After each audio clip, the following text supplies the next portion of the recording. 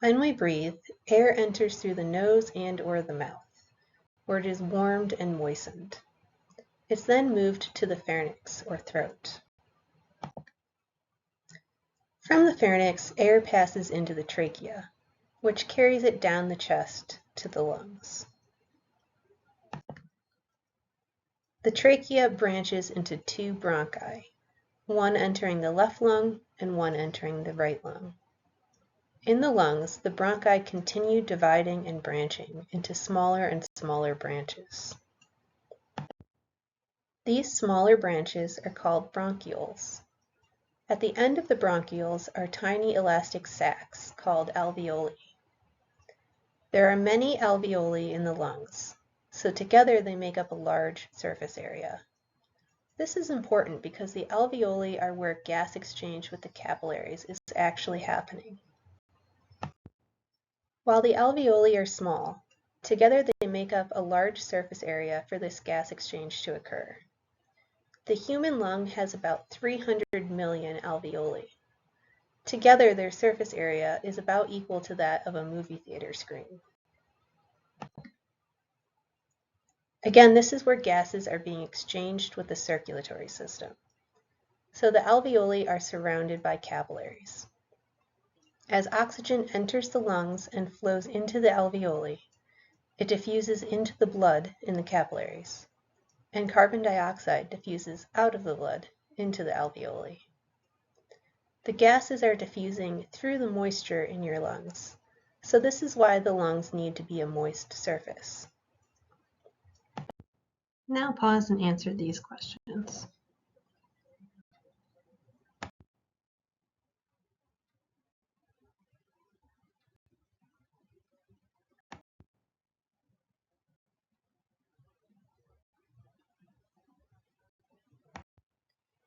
In our respiratory system, the flow of air is controlled by muscles, specifically the diaphragm and the intercostal muscles. The diaphragm is a large sheet of muscle at the bottom of the chest cavity, under your lungs.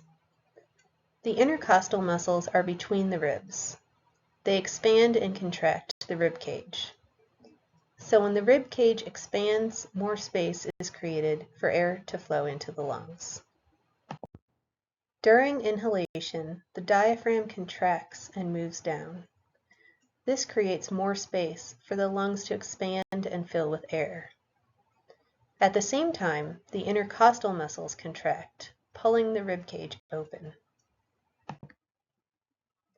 When we exhale, the diaphragm and intercostal muscles relax, decreasing the volume of the chest cavity. This pushes air out of your lungs. You can remember whether the muscles are relaxing or contracting by taking a deep breath. Notice how when you breathe in and hold it, your body feels tense. That's because the diaphragm and intercostal muscles are contracted. Now exhale and notice how your body feels more relaxed as those muscles relax. Pause now to answer another question.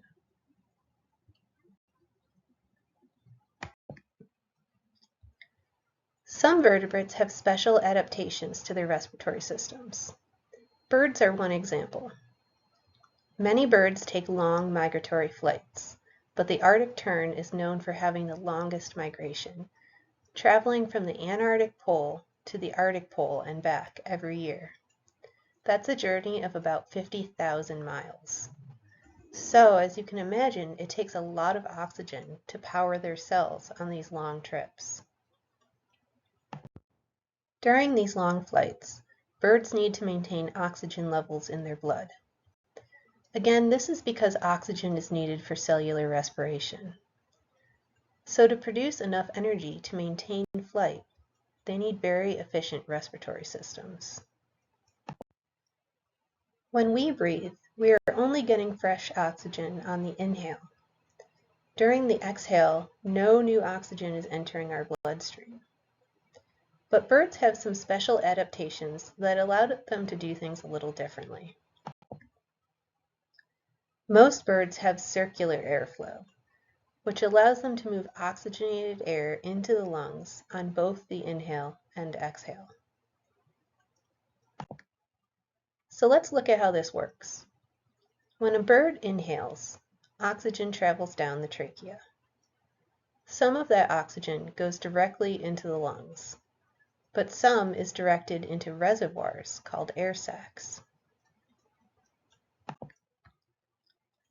Then, when the bird exhales, the deoxygenated air from the lungs is expelled, but the oxygenated air that was stored in those air sacs moves into the lungs.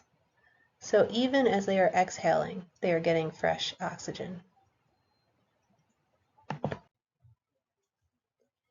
Animals that live at high elevations also have to have special adaptations to deal with low oxygen levels. To understand this, we need to know a little bit about how air pressure works. At sea level, all of the air above us in the atmosphere is pushing down on the air we breathe, causing high air pressure. So those molecules in the air are closer together and there's a higher concentration of oxygen in the air. But at high elevation, like the top of a mountain, there is less atmosphere pushing down on that air. So the pressure is lower. This means the molecules are further apart and the oxygen concentration is lower.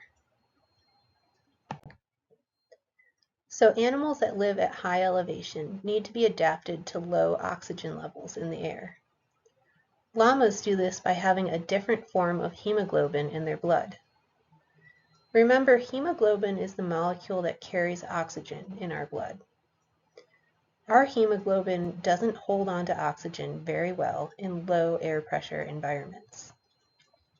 But llamas have a different form of hemoglobin that better binds to oxygen. This lets them more efficiently deliver oxygen to their tissues in low air pressure. But even us humans can adapt to low air pressure. Some athletes use high elevation training to improve their performance. When an athlete trains in a low oxygen environment, like the top of a mountain, there is a chemical in the blood that increases. That chemical alters the shape of hemoglobin. Once the hemoglobin changes shape, it can release oxygen to the body's tissues more quickly and efficiently. And now pause and answer the last two questions from participation assignment 11.